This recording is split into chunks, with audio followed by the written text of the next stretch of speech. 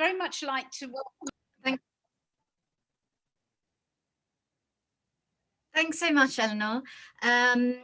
So I have some slides that I'm going to be presenting from speaking to today, which I will share now so I can get that technical aspect over and done with, which nowadays is the thing I fear most in online presentations. So you should be able to see my landing screen now. Yep. Okay, let me just adjust the viewer. Okay. So yeah, again, thank you, Eleanor, for the introduction. My name is Rima. I'm in the Department of Sociology. So I teach kind of very introductory quantitative methods. And I have a long history of teaching within, and I did my PhD within Q-STEP centres, which are the 15 quantitative method centres in the UK, designed to create a step change, as per the name, in quantitative methods teaching in the UK, encouraging data literacy and skills of statistical analysis and skills for employability as well as for research purposes amongst undergraduate social science students within the UK. The co-authors on this paper that I'm going to be talking about, I all met when I was doing my doctoral research in the mid-2010s at City University of London. And we are now at Middlesex, UCL and City respectively. And we come from across the sociology and politics disciplines. I don't know whether any of you are aware of sort of projects and literature that I've been involved in the past to do with this topic of decolonisation, and particularly the decolonisation of higher education, of curricula, and of politics in particular as a discipline. Feel free, obviously, to email me afterwards. I will share my contact details if you don't know them already, because I have everything linked in my signature in my emails. What I'm not going to do in this presentation is give sort of a complex explication of what decolonisation in the context of higher ed or what decolonialism is. I will go through what the decolonial approach that I'm referring to in this paper is. Eleanor and I and Cecilia and I were having a bit of a conversation about this earlier. I tend to think that it's better employed as a theoretical lens rather than a sole theoretical framework, which can just be applied piecemeal to varying projects within the social and political sciences. And decolonisation is an incredibly sort of complex historical and controversial concept and topic, which we can pick up in the discussion afterwards if we have time. And I'm going to try and not speak for too long so we can do that. So the title of the paper, and this is currently in its second round of reviews in the Journal of Politics, is called Decolonising Quantitative Research Methods, Teaching Contemporary Politics to Challenge Hierarchies from Data. Okay. So I've got two quotes here, one from the British Academy about data literacy, and one here from Meena Subbarathnam, who is a prolific decoloniser of the curriculum, if I might say so myself, from SOAS, which is where I did my undergraduate degree in the early to mid 2000s in international politics, actually. So if you're wondering why there is so much discussion about politics in this paper, it's because my background isn't actually sociology, it is politics, political theory and international politics specifically. So this paper argues that the teaching of quantitative methodology, quantitative methods can constitute an anti-hegemonic practice, indeed should constitute an anti-hegemonic practice. As such, us four, the authors of this paper, build on previous endeavours in which quantitative research has been notably used to advance racial justice. Our paper explores how two ostensibly separate initiatives, the project to mainstream quantitative methods teaching and the endeavour to decolonise higher education, can be combined effectively to generate a pedagogical strategy that is effective for contemporary politics curricula.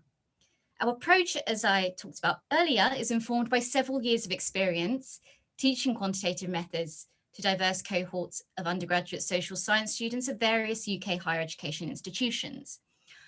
Our main argument, our key argument, is that quantitative methods teaching needs to be decolonised. And this is our starting point. This is our premise.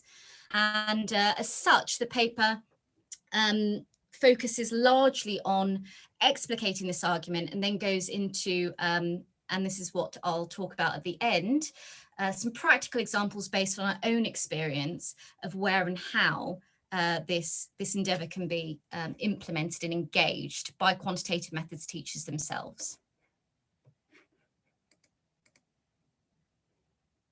So there is a long history of the use of social statistics for racial justice, and I'm sure many, I would hope many of my colleagues who teach quantitative methods use statistics for racial justice, for other types of social justice, whether they embed these within the substantive modules that they teach, or whether they engage with the substantive debates within specific methods focused modules themselves. I've just got some examples here of sort of what we might class as kind of early seminal work that utilised statistical analysis to explicate racial injustices or racial demographics, and going back a little bit further, using statistics to demonstrate the colonial violence, the extent of the colonial violence that happened during the transatlantic slave trade.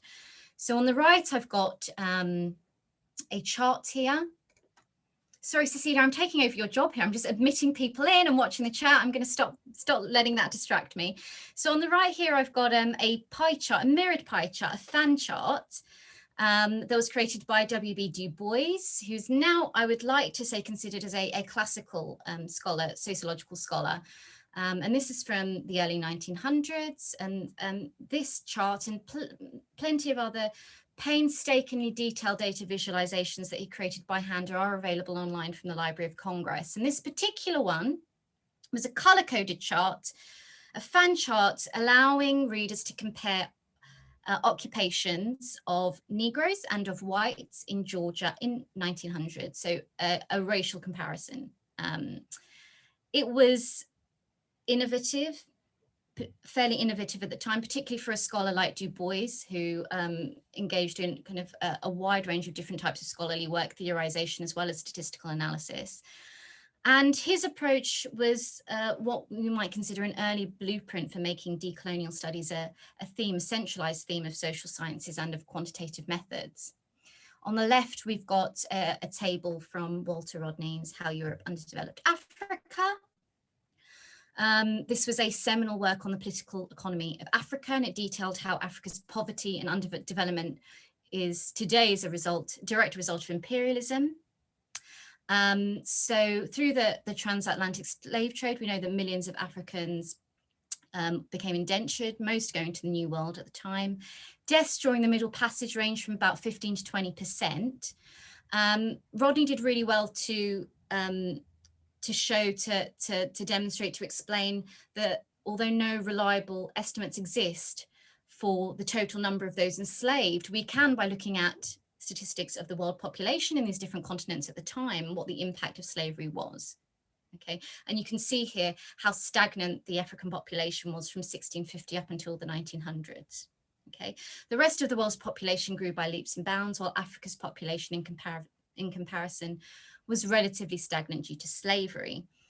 And these effects, Rodney argues, quite rightly, persist in the current, although changing, configuration of global economic power. Okay, so these are early examples of the use of statistics for racial justice, essentially just to add some historical context and a premise to what we're discussing today, which isn't necessarily novel, but again, I would say our angle, hopefully, I would perhaps argue is fairly quite novel, that this sort of ramping up, this amplifying, this heightening of the need to make our social science students data literate needs to be combined effectively with the social justice and inequality debates that are at the core of the social political sciences. So our starting point is that the production of social data is a form of knowledge production. Okay. Undergraduate students, we argue, must be equipped to grapple with the authoritarian, hierarchical, and hegemonic nature of data. Okay, alongside acknowledging that data literacy is an explicit tool to critique mainstream social and political discourses around broader social justice. The reflections in this paper are gleaned from our teaching practice, so mine, Nadine, Javares, and Tabitha, the authors of this paper, and centered on two learning outcomes. Firstly, to understand the power relations that underlie knowledge production, and two, to describe and critically analyze social data in secondary as well as primary forms in the context of its biases and not just in terms of its functional limitations. In the context of the paper, we go by a decolonial approach. We employ a decolonial lens. So this is one that articulates and covers and challenges linkages between academic knowledge production, dominant knowledge systems, and coloniality. So in the paper, we ask these questions: how might anti-hegemonic critical decolonial perspectives be affixed to quantitative teaching curricula? We talk about what our rationale and our strategies are for quantitative and decolonial approaches. And we ask how critical decolonial perspectives might be better embedded in quantitative teaching and politics modules. So we talk about anti-hegemony, we talk about anti-racism, we talk about criticality, and we talk about decoloniality. And the reason for this is because we're still sort of at the nascent stages of trying to outline what our theoretical approach is when it comes to this particular work. And secondly, because even though we did a huge amount of research in preparation for this paper, all four of us, some more towards their kind of substantive areas of interest, such as IPE, development, and mine and Nadine, who predominantly work in sociology, towards political sociology. We found that there wasn't a huge body of literature, a huge amount of discussion that has gone on about anti-racism and anti-hegemony and critical approaches to pedagogy within quantitative methods, particularly the way it's being rolled out now. So just first to set out the arguments that have been made for a decolonised curriculum. Okay, and I've got a quote here from Simon Choate. I think he's at Kingston University at the moment. He says, at a minimum, a decolonised curriculum will be one that acknowledges and calls for discussion of the colonial context within which concepts, arguments, and theories have been developed and advanced, recognises that there are alternatives to Eurocentric knowledges, epistemologies, and pedagogies that were suppressed by colonial domination, and includes study of and readings by non-white and women thinkers, figures, and authors. So it's a holistic and it's a wide-ranging project. And for one to commit themselves to a project of decolonisation within higher education, one has to get on board with the fact that colonialism and coloniality still permeates, still structures and permeates all aspects of higher education in the UK today, whether that is the genesis of the arguments and the theories and the epistemologies and ontologies we talk about today, the teaching, the way we teach, the content of what we teach, how we teach, and who teaches it. So I won't go through, you've probably all been privy to some of the discussions around decolonisation at your own institutions and your departments, the literature. We've had a huge amount of movement sort of starting predominantly within South Africa, I would say, branching out across the African continent and then sort of permeating, sometimes problematically, sometimes in a really positive kind of mobilizing way into Western Europe and the US. So we have the Dead White Men approach, the Why is My Curriculum White movements. Those have been at SOAS, at Goldsmiths, at Oxford, at Cambridge University. Okay. We have the aspects of the way that we produce knowledge within social and political science is also being taken aim at, alongside the fundamental or the most basic aspect of decolonisation, which is sort of the lack of diversity on reading lists and on syllabuses.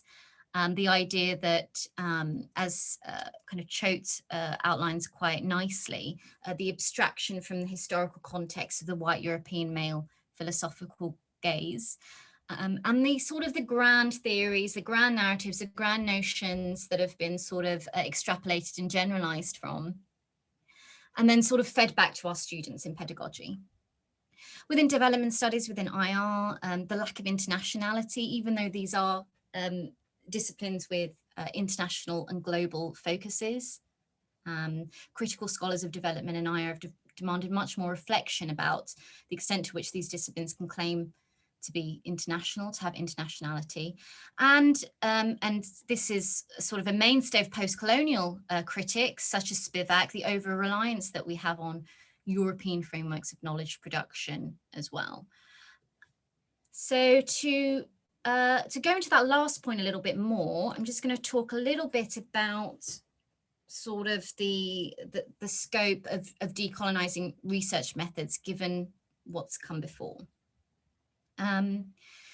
So critical anti-racist, indigenous and feminist approaches have been largely qualitative, and these have emphasised not only the ways in which we can sort of challenge categories, languages, frameworks and thresholds of what we class as legitimate inquiry, but specifically legitimate scientific inquiry as well. So they have kind of revolutionized the way we think about qualitative as well as quantitative methods. Feminist research, for example, even sort of in kind of the early days, quote unquote, J. Ratney and Harding talked about this idea of shifting the standpoint. So acknowledging that, social sciences have traditionally perhaps conceptualized women's lives from a male perspective, and uncovering this. And then going on to think about how women, for example, think about their own lives and how women think about men's lives, for example. So they've challenged categories, they've challenged discourse and language, they've challenged frameworks of thoughts and standpoints, and they reject the limitations of disciplinary silos as well, which is why, we can facilitate sort of cross-disciplinary research like this and thought like this today, where we're bringing in sociology and we're bringing in politics, and we can speak to other disciplines. We have the disruption of the sort of the hierarchical researcher participant binary. Nowadays, when we teach qualitative methods, we talk about reflexivity, positionality as sort of a core point, a core aspect of kind of reflections on ethics and the ethics process within research. And we don't necessarily have that much attention paid similarly to quantitative methods teaching, whether that's data collection or secondary data analysis. And what kind of critical and reflexive research methods has also taught us is the importance of representing the political struggles and the social struggles of subaltern groups through the way that we engage with these communities and through the way that we gather knowledge. We've got Linda T.Y. Smith's work on indigeneity, which has sort of been seminal in helping us to understand the importance of storytelling, of self-narrative, of archival methods, visual methods, uncovering stories and histories and emotions and lived experiences, and doing so in a way that is sort of collaborative and co-productive. But we do also have, and as I talked about before in terms of kind of Walter Rodney and Du Bois, there is a lot of literature that we drew on in this paper about counting, about quantitative methods and quantitative research as an emancipatory and a radical practice as well. The counting of marginalized and hidden populations, for example, and David Gilbourne's sort of quant crit movement. So the idea of using quantitative methods and teaching about quantitative methods for social justice purposes. So what is the problem specifically with statistics that lends itself to decolonisation per se? And I don't think anything that I'm going to say here is new, so I won't go into this in too much detail, but there is a dark underbelly to social statistics and the way they are taught and the way they are harnessed today. So Francis Galton, Charles Spearman and Carl Pearson, all eugenicists, and we borrow much of our statistical knowledge and our techniques from them today. So Spearman's rho, Pearson's correlation coefficient, for example, we can apply almost uniformly to any data with a large sample size that sort of conforms to X amount of predefined criteria about linearity, for example. I'm not saying we need to throw out the baby with the bathwater.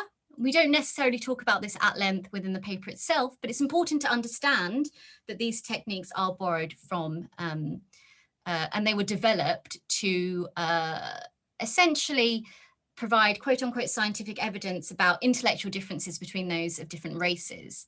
And these racial categories were created and reified to make these faux scientific arguments.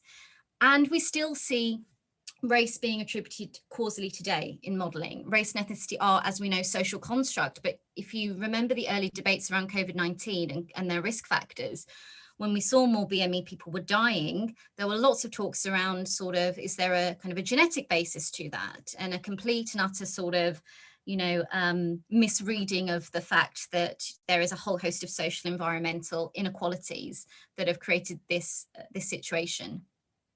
Kind of going back to what I was talking about in the previous slide about how feminist, critical, anti-racist, largely qualitative research have challenged and asked us and demanded of us to really work against as well as work with the categories that we use in social science research. In quantitative research, we still see today culturally diverse ethnic groups still being reduced to simplistic comparatives and reference groups in research without due contextualization and due critique. So we still see black-white categories being harnessed in quantitative models in the social and political sciences. And there are functional reasons to do with that about the limitations of data, but this is all sort of part and parcel of the conversation that needs to be had, not just amongst quantitative researchers, but with our students as well. So what is our, or what is the beginnings of our decolonial approach to teaching quantitative methods?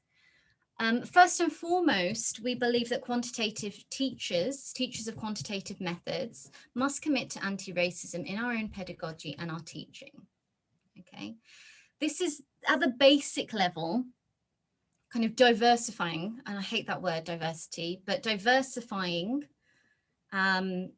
the readings, the concepts, the knowledge, the literature, the data, the examples that we use when we teach, okay? Measures and concepts, and I'll go and explicate this in the next slide, from Western context should not be presented unproblematically as the norm, as the default, or as kind of generally functional even. Secondly, creating an awareness of how politics and quantitative methods are systematically Eurocentric and colonial, okay? We should identify and we should teach when the methods or the data that we are using have been historically embedded in Eurocentric, colonial, imperialist ideas.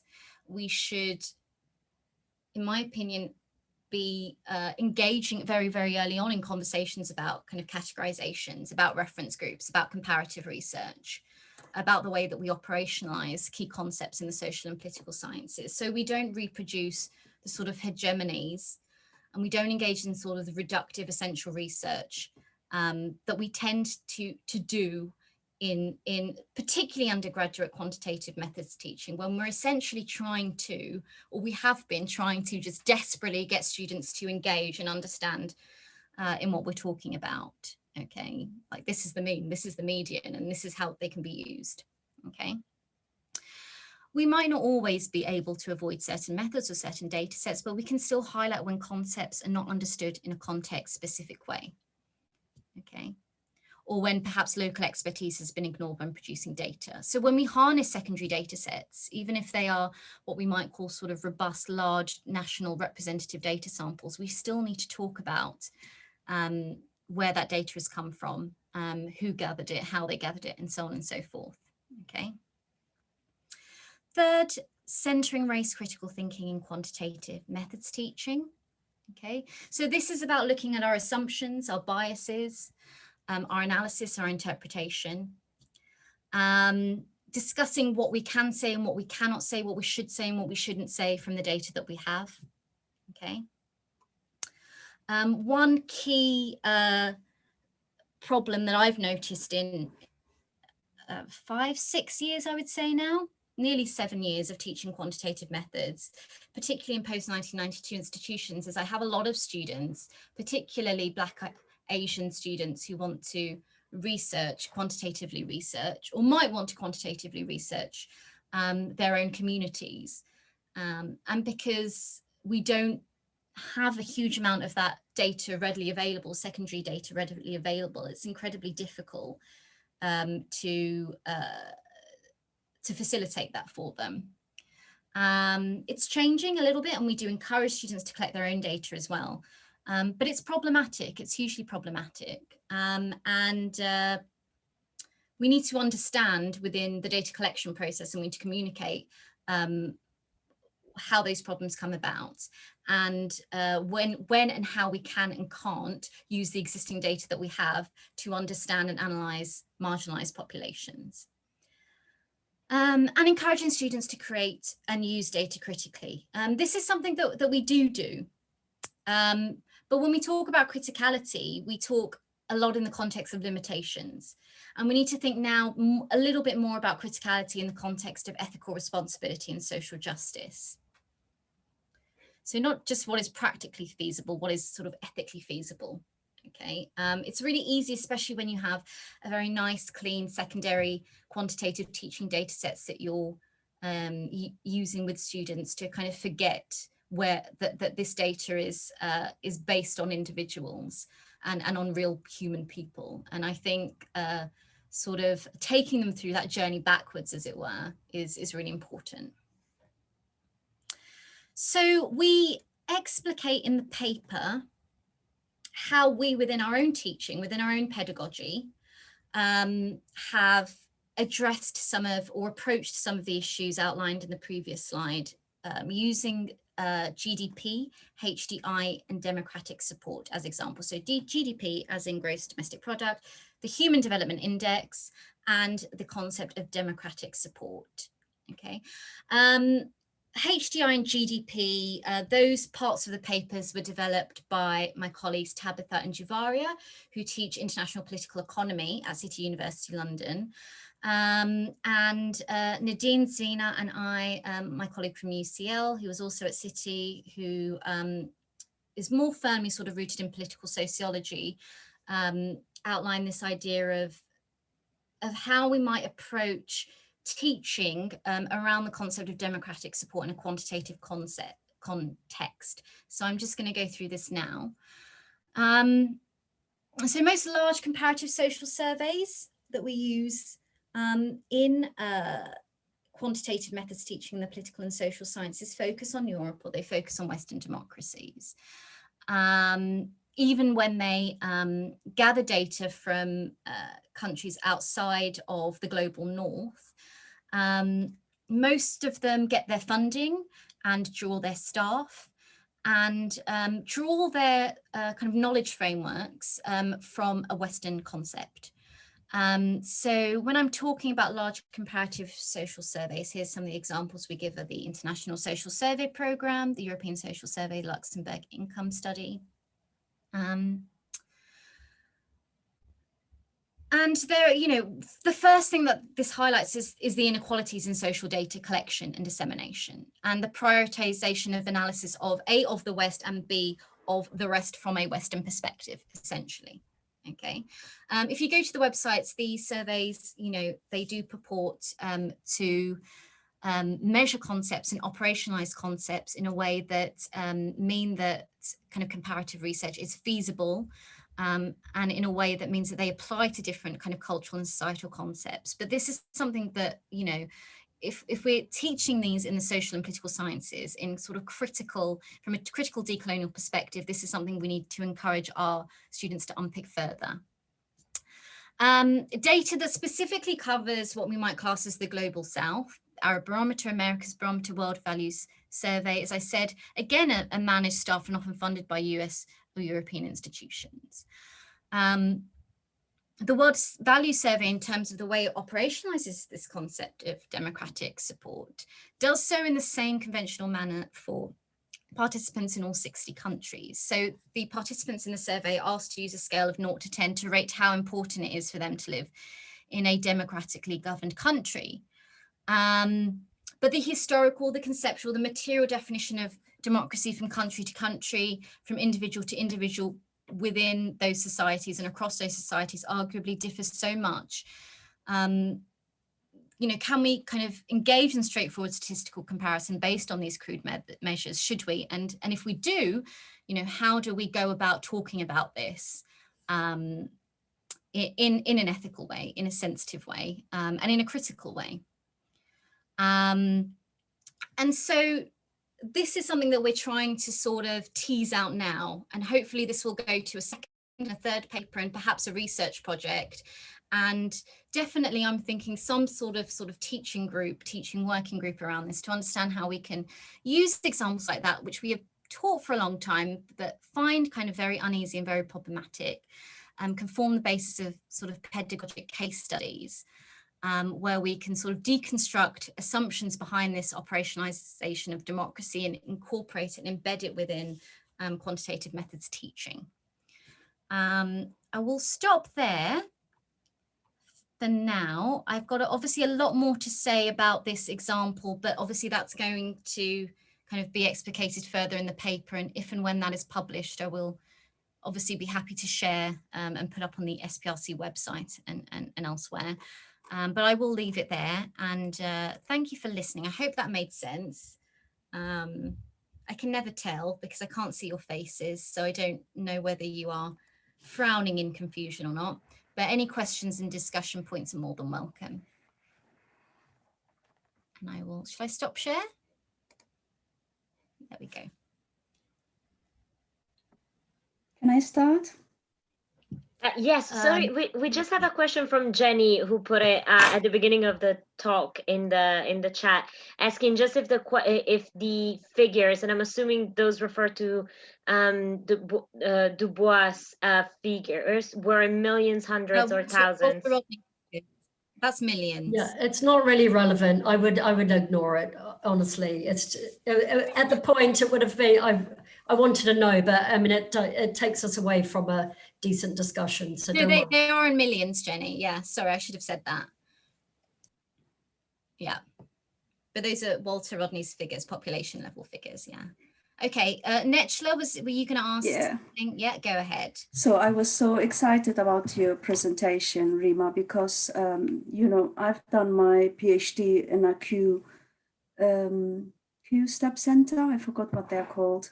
So yeah, oh, amazing. It's all the time in Manchester. And I remember we had like seminars as well. And there was one I kind of initiated about how ethnicity is measured in census and in large government data, and the different categories that are developed. Like now we have the Arab category, or that they categorize Chinese as a race, for example.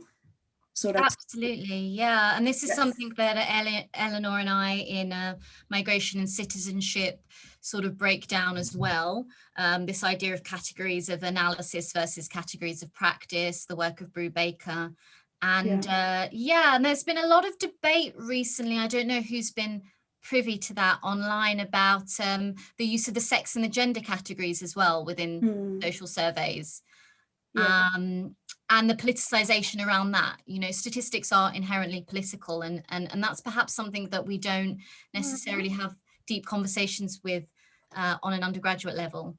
Yeah, and I remember I was trying to kind of explain how race and ethnicity is defined by ONS, and I looked at their webpage, and it was so full of contradiction. Basically, they were using against all social science advice that it's a construct. They were just kind of putting it out there as if it's something essential, inherent, biological.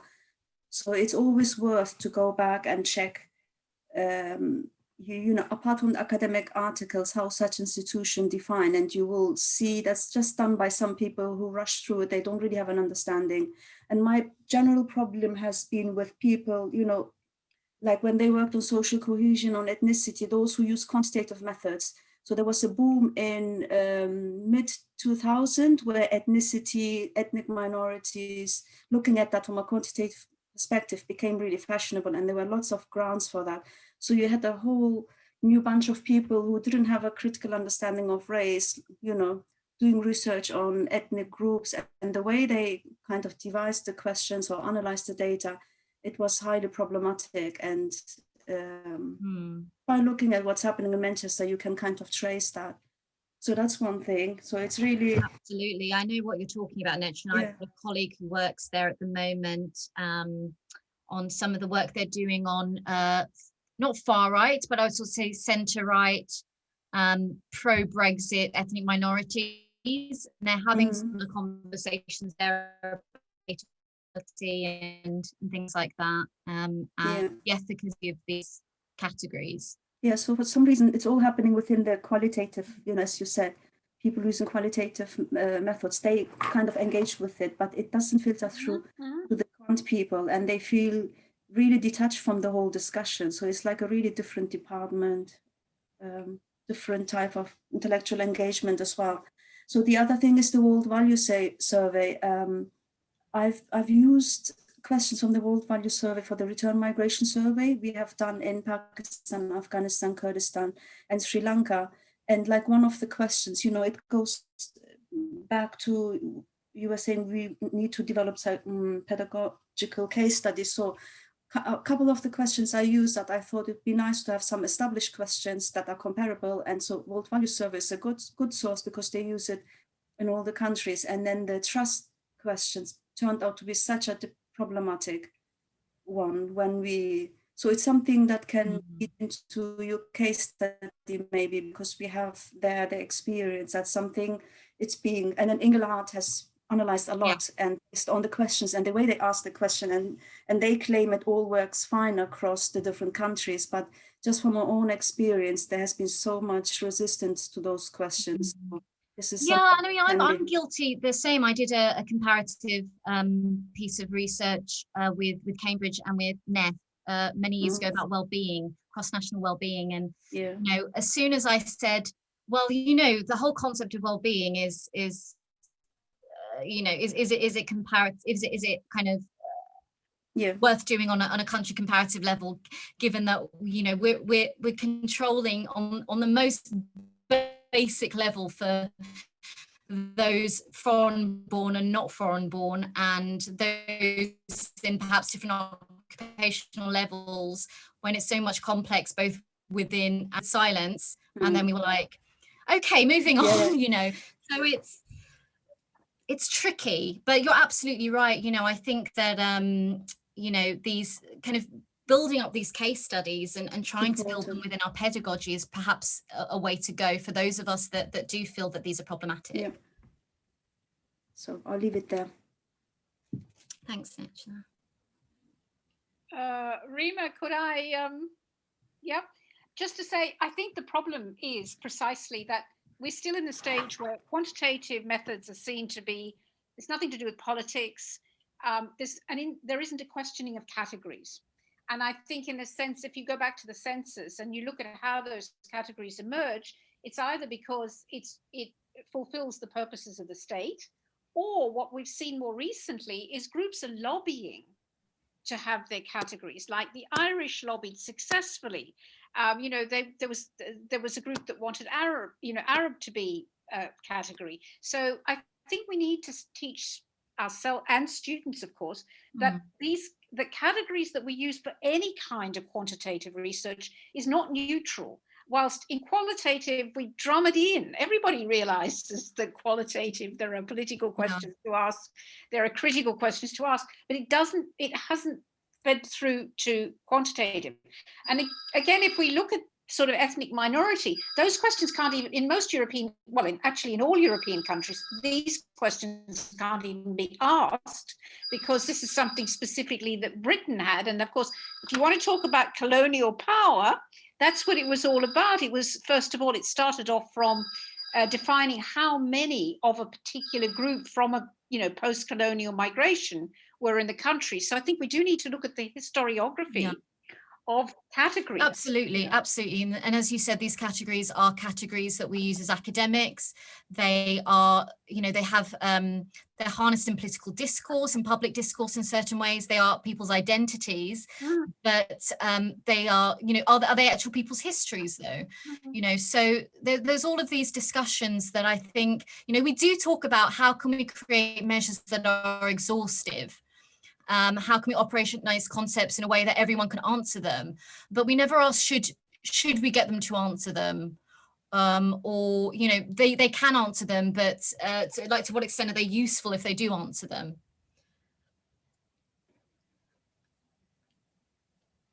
I think, Kasia, was that a hand? Yeah. Thank you, Rima, for that. So if we think about the historical context of quant methods being a racist historical context, then practically how do we teach about that? And also, like, where do we teach about it? So should we teach about this in methods modules? Should we teach it in our core sociology and criminology and other social science modules? Should it be everywhere? How do we practically do this? That's a really good question. So I've given you the example of the perspective from which Eleanor and I teach it in migration and citizenship. I know Anastasia is teaching it to the sociology students when talking about the history of race as a biological fiction but social fact.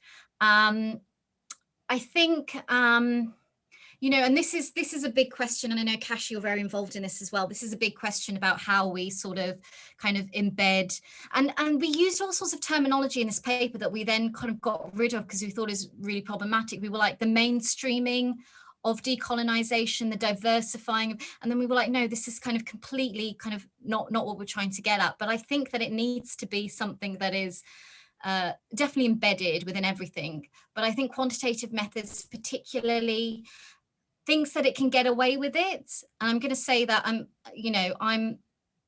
there's no one that I recognize from Q-Step here besides you, Necla, so I think that's fine.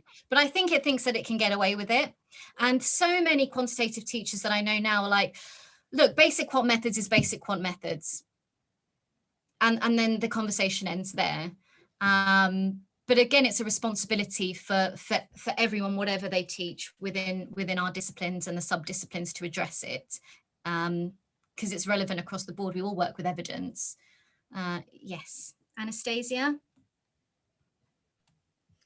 Thanks very much, Rima. I immensely enjoy your consistent reflexive approach to kind of deconstructing the shortcomings and also the opportunities through methods, and especially embracing mixed methods approaches.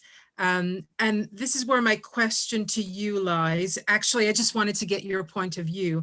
The past couple of years, I would say 2018, 2019 and ongoing, there's been an approach, especially in migration studies, to try to conceptualize a global framework to understand multi-ethnic and multi-racial experiences. And this idea of mixedness is also conceptualized within those frameworks. And I'm just asking, I have my own views, and I wanted to ask, what are your reflections on these contemporary approaches to this particular conceptualization? So when you say mixedness, do you mean sort of the mixing of societies through what we might call sort of kind of heightened flows of migration? Do you mean sort of what we call kind of mixed heritage or mixed raceness? The latter. The latter. As in understanding the experiences of mixedness, multi-ethnic, multiracial perceptions through a unified global conceptualizing framework. I mean, again, it's hugely problematic. And because I'm used to thinking in binaries, sort of from the quant side of me, I'm just like, okay, so, you know, how would we measure this? And then how is that problematic? If someone has, say, Arab and you can't even call it native English, but say someone has Arab and English ancestry, they should be able to call themselves, if they want, 100% Arab or 100% English. They should be able to identify in any which way that they want. So why is it so important to us to understand their mixed heritages, as it were? And I think that's the first question. Why is it important? Is it important? How can we sort of understand that within a national, local, national, international framework? Is that something that we can develop? And secondly, you know, thinking, you know, what is the best way to go about this then, you know, because, you know, quantitative approaches are things that are exciting because you can roll them out. You can have kind of national, international frameworks and you can engage in this sort of comparative analysis. But is it something that really lends itself to a quantitative approach? And even if you get to this sort of utopian state where we do have a decolonized approach to the way that we collect, teach and analyze data, it's always going to have its limitations there. I do think, you know, approaches to narrative approaches, storytelling approaches, I think allowing people to express their heritages, their identities, to destabilize these categories, to reject them, to adopt them, and to think about these things in a completely sort of non-biological way, even though people are still trying to do that, is well within, you know, the rights of the individuals in question.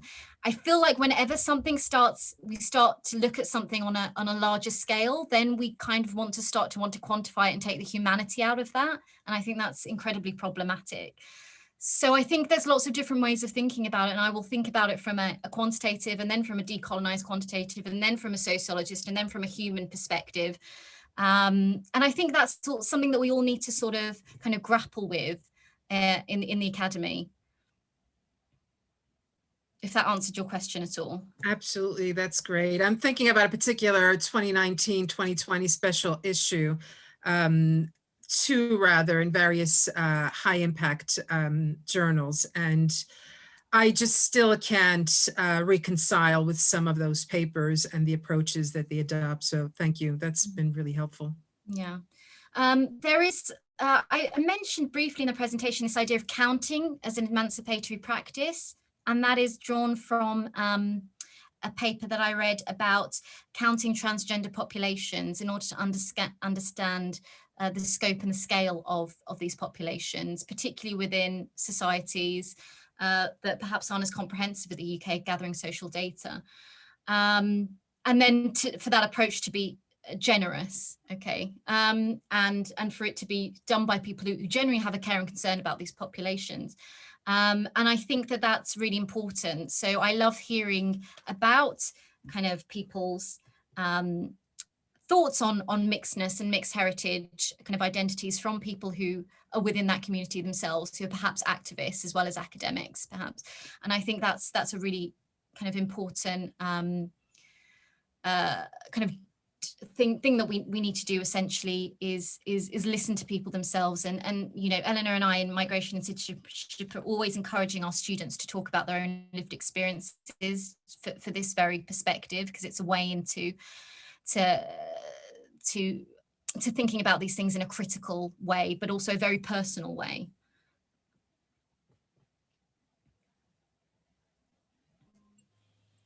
Hi, thank you so much, Rima. It was really great presentation. I was interested in when you said about moving criticality from just pointing out limitations towards ethicality, and how you might go about that with your students. Yeah, no, absolutely. I think one thing that I did, or an approach that I took in part of my doctoral research, was engaging in Gunaratnam's doubled research practice. So that is working with and against categories. So using measures within existing secondary data sets that looked at ethnic identity or tried to measure ethnic identity, and then asking my participants themselves, so asking people, individuals, you know, what do you think about this approach? Cognitive interviewing, as it were, but also sort of bringing in a whole host of other sort of questions about the way that they think about categories, and if and they do or do not kind of identify and conform to these. I really, really like that approach. And I think that's definitely something, if I had my own sort of mixed methods module to teach, that's an approach that I perhaps would take. Looking at a piece of quantitative research or a piece of existing data, critically going out there and trying perhaps to refine it, perhaps to deconstruct it, perhaps to break it down, something like that is really important. Even when we talk about the limitations of quantitative data, say, you know, the errors aren't linearly aligned in a particular model, and so we can't apply a certain type of analysis to it.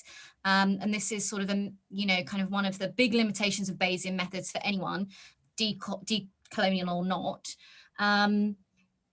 One of the questions that our reviewers actually asked us was, to what extent can we actually break down these thresholds that we have in quantitative research? Can we carry out a model even if it doesn't conform to linearity, you know, even if our dependent variable isn't normally distributed, because we might have something critically important to say about this very small population, perhaps, that doesn't fit into the, you know, the norms and the thresholds of this particular kind of analytical method.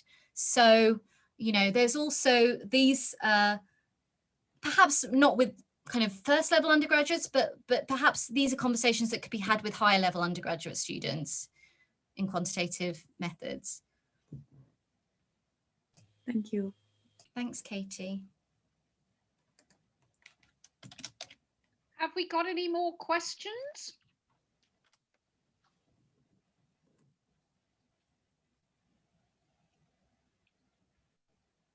Well, can I thank, it's almost 13:59.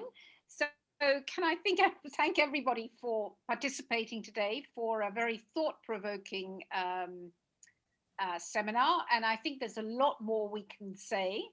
A number of us are very much getting involved in questioning the uneven circulation of knowledge and the nature of knowledge production, which I think this fits into very well. And I think we should continue discussing this, you know, through the SPRC, but also at a university level. So thanks ever so much to everyone for attending. And in fact, as I posted to Nico, it will be on, as Cecilia said, we have a YouTube now, which I'll let everybody know about. We've created that. So it'll be posted up. We've recorded it and it will be posted up so that you can also get your students to listen to it or use it as a discussion tool with your students. So thank you very, very much. And thanks to Rima. And can I say the next seminar will be on the 1st of March with Kazia, and I can't remember the exact title, but there's several big buzzwords. So we've got COVID and Brexit, and basically Polish migrants in the UK. So some very big issues. Anyhow, so that's on the 1st of March, and we'll send a reminder to everybody as well. So it's the same system. You have to register, and then you'll actually get a Zoom link as well to remind you, as well as having registered. You'll also get a reminder, which I find very helpful because I keep on losing my Zoom links. Okay, so thanks very much again for attending, and hope to see you soon. Thanks so much, Eleanor. Thanks, everyone, and looking forward to Kasia presentation. Yep. And thanks, Cecilia, for setting it up. Oh, yes, thank you so much. Bye, everyone. Bye.